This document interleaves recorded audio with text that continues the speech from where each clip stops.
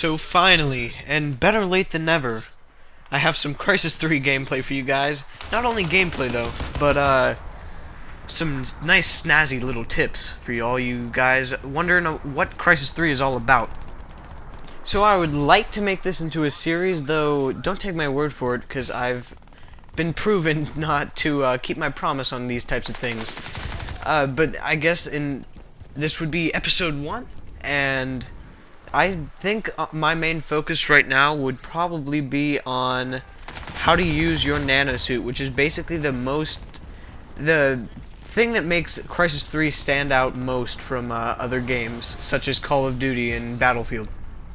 While gunplay at many times can be very similar, I do find that the Nanosuit is 100% the biggest impact on how well you play in this game, as well as just recoil compensation, but I guess that would be it for another episode. But how to use your Nanosuit.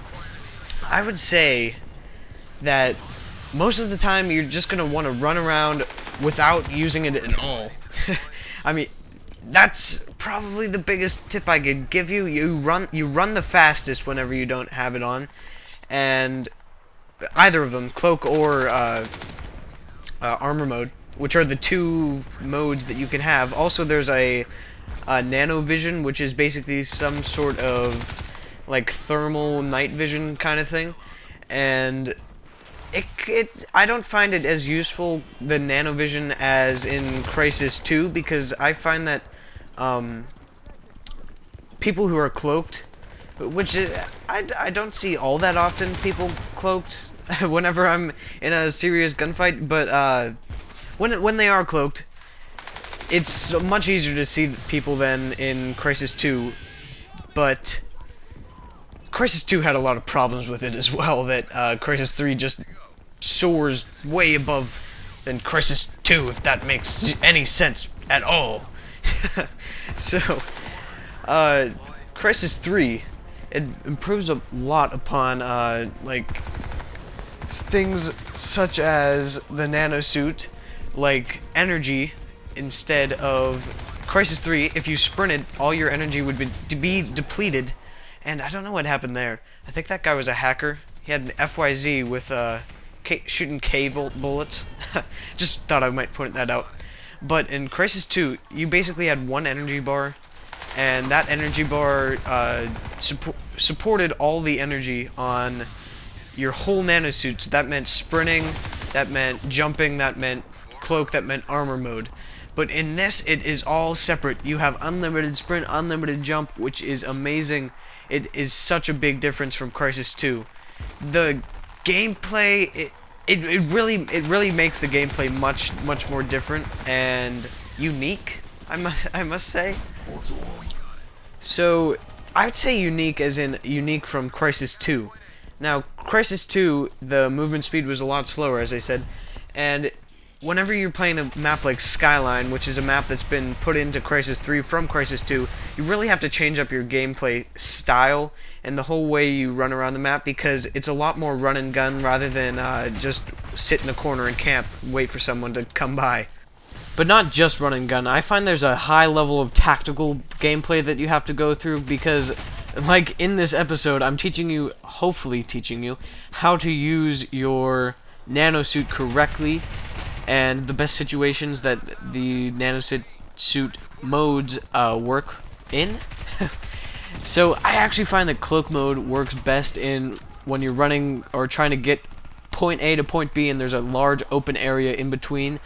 Also, gaps in between buildings that you might have to jump are useful to use it, as it keeps you, of course, cloaked, and enemies can't see you as you jump through and don't expect where you will land. Also, cloak is good for jumping up behind guys and trying to knife them, but their auto armor stops you, and you have to resort to shooting. But actually, a lot of times, whenever your energy is completely depleted, or you just are too lazy to press that Q button to put that armor on, I find that jumping around and strafing is a very good strategy to keep you alive. Now, you might be thinking, what does this have to do with the Nanosuit? Well, if you remembered, in Crysis 2, the energy bar was for all energy of your basically everything you did. Like I said, cloak mode, armor mode, sprinting, jumping, everything. So basically, whenever all your energy is done for your cloak and armor, you can just start strafing and jumping everywhere, and it doesn't really matter. And you can actually get out of situations very easily using that.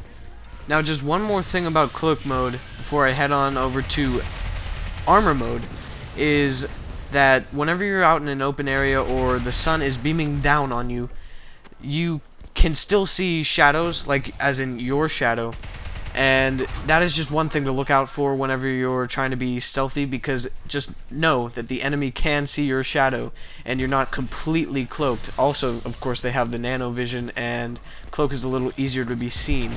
So whenever you're using cloak mode, just make sure you think of those things or you might end up dead. And now to armor mode. I basically think this is the easiest one to select.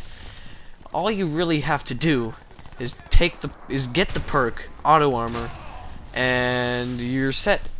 Basically, whenever you get shot at or meleeed, it decreases the amount of damage you take. It basically takes that damage that you would have taken to your health and puts it into your armor bar, so it decreases your armor's energy and not your health. So I actually find this extremely useful, though many people do think it's overpowered.